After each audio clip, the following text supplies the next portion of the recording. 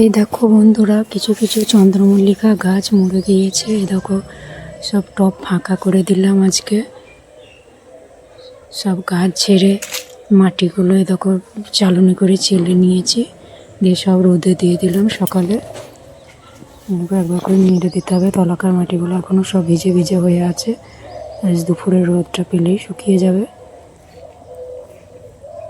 এইভাবে এই মাটি শুকিয়ে রেখে দিয়ে আবার যখন গাছ লাগানো হবে তখন এই মাটিতেই আবার লাগিয়ে দেওয়া হবে।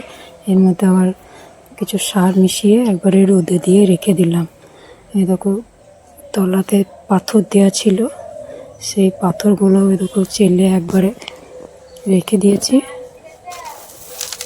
এতগুলো পাথর বেরিয়েছে, অনেকগুলো গাছই মরে গেল, সব থাকে না সব গাছ।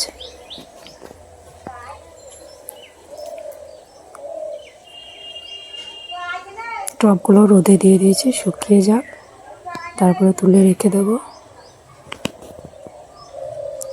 দেখো এই গাছ কটা আছে।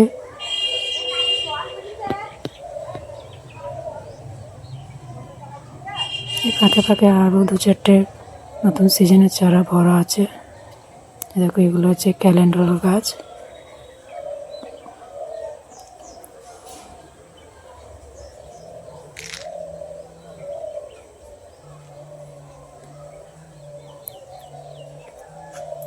টবগুলো ভালো করে ঘষে পরিষ্কার করে নিয়েছি।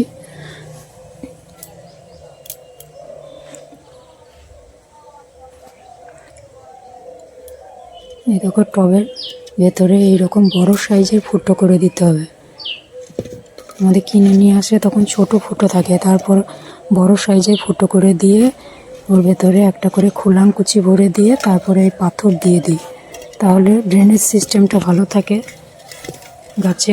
গাছের জল দিলে পরে জলটা আস্তে আস্তে তলা দিয়ে বেরিয়ে যায়, জমে যাবে না। এইভাবেই গাছ লাগানো হয়।